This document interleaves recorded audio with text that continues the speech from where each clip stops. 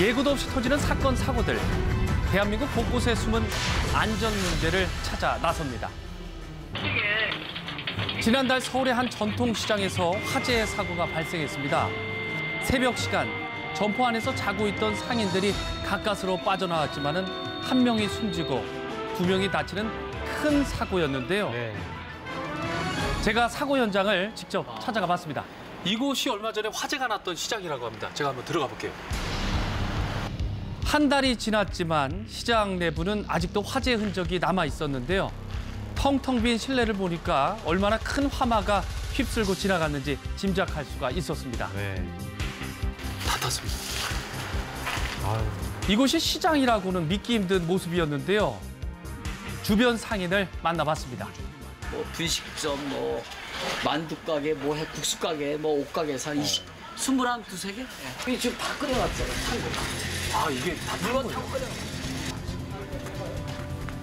이게 다 탄 거예요. 1층에서 시작된 불은 건물 전체로 번졌다고 하는데요. 어쩌다가 이렇게 큰 불이 난 걸까요? 근데 화재가 전기 합선이 왜 됐는지는 모르겠는데 하여튼 이 건물이 한 40년 된 거거든요. 그러니까 노후돼서 아마 그럴 것 같아요.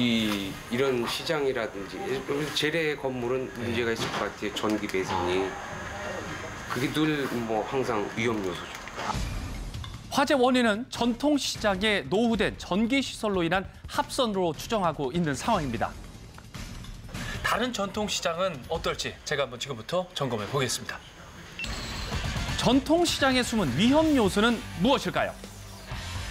지난 5년간 전국에서 발생한 전통시장 화재 사고는 약 40여 건, 66억 원의 재산 피해가 있었던 것으로 추정되고 있는데요.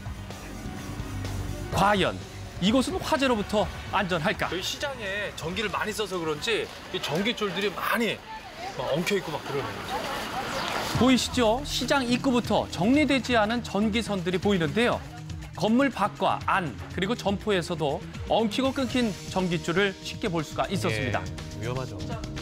화재 원인이 되는 전통시장의 노후 전기시설.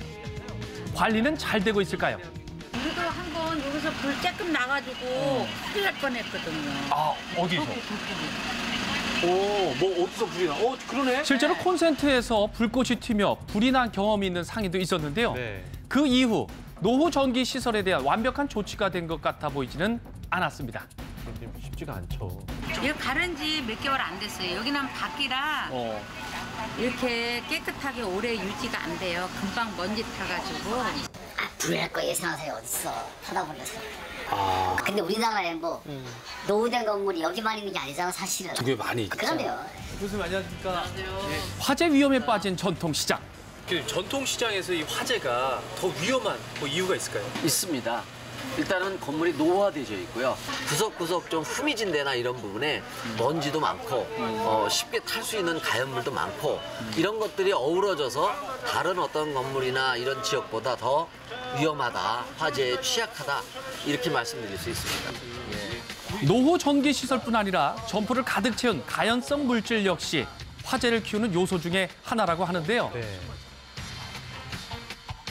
하지만 전기 시설 근처 역시 관리는 되고 있지 않았습니다. 그 앞에 스티로폴이에요, 이렇게. 저런 거 이게 불에 잘 타거든요. 그렇습니다. 그다음에 요즘에 특히 계절적으로 지금 이제 날씨가 배랑 추워졌지 않습니까? 그러다 보니까 상인분들이 어쩔 수 없이 전기 히터나 이런 것들을 많이 쓰는 경우가 많아요. 그런 전열기들을 이제 쓰는 과정에서 생길 수가 화재가 발생될 가능성이 많고. 그리고 또 다른 문제는 전기 난방기구 사용이 많아지는 겨울에 발생한다고 합니다. 네. 전력 소모가 많은 전열 기구를 한 콘센트에 꽂고 실험을 해봤는데요. 스위치를 누르고 얼마 안 돼서 전력 요구량이 많아지면서 과부하가 발생을 합니다. 아이고. 잠시 후 불꽃이 튀더니 연기와 함께 순식간에 불길이 일어 오르는 것을 볼 수가 있었습니다. 이 정도로 심하게 불꽃이. 이렇게 관리되지 않거나 문어발식으로 콘센트를 사용할 경우 화재 가능성이 높아진다는 것을 상인들은 모르고 있는 걸까요? 신경을 쓰지 못 쓰지 이것도 하는데 왜 신경 안 써요? 신경 안 쓰는 게 아니라 그거 장사하는 사람이 그걸 맨날 그 쳐다보고 있네 이렇게.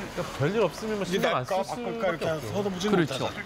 그런다고 그걸 또 돈 주고 또 다 그렇죠. 가르칠 또 수도 돈도 없고. 들고. 저희가 이게 먹고 사는 게 하루 벌어 사돈 먹고 사는 사람들이라 말이 바꾸면 되지 이러는데 그게 쉬운 게 아니에요. 장사하다 보면. 그리고 점검 중에 또 하나의 위험 요소를 발견했습니다. 이런 그 파라돈 천막이나요. 여기 보시는 것 같은 그런 비닐 천막 같은 거는 뭐 불 붙으면 거의 지체 시간이 없습니다. 바로 타버린다는 얘기죠. 그래서 그것이 이제 건물로, 이제 점포로 불이 옮겨 붙는 경로가 될 수 있다는 거죠. 진짜 가게마다 다 천막들이 없는 데가 없습니다. 다 있네요. 네. 여기 이제 불에 아주 잘 붙은 점포를 구분하고 바람과 먼지를 막기 위해 사용하는 이 비닐 천막. 시장에서 쉽게 찾아볼 수가 있죠. 그런데 이 비닐 천막이 대형 화재의 원인이 된다고 합니다. 2년 전 소래포구 어시장 화재 당시에도 좌판을 덮고 있던 비닐 천막을 타고 빠르게 불길이 번졌는데요. 무려 약 240여 개의 좌판을 태웠다고 합니다. 그리고 이 비닐 천막을 이렇게 또 사용하는데 뭔가 좀 대책 같은 게 물론 있나요? 이제 최근에 그런 그 방화 천막이라는 게 나와 있어요. 나와서 이제 시판되고 있는 걸로 알고 있고. 그래서 화재 피해를 줄일 수 있다는 방화 천막과 일반 비닐 천막에 불을 붙이는 실험을 해봤습니다. 불을 붙인 지 1분이 조금 넘자 일반 천막은 불길에 휩싸인 데 반면 방화 천막은 섭씨 1000도가 넘는 온도를 2분 40초가 넘도록 견뎌내는 것을 확인할 수가 있었습니다. 1분 만에 불이 옮겨졌네요. 그렇다면 상인들은 방화 천막에 대해서 알고 있을까요? 이 천막이 방화 천막인가요? 방화 천막? 예, 방화 천막. 방화 천막이 뭐지? 방화 천막 못 들어보셨어요? 방수? 방수 천막? 방화 천막. 방화? 예.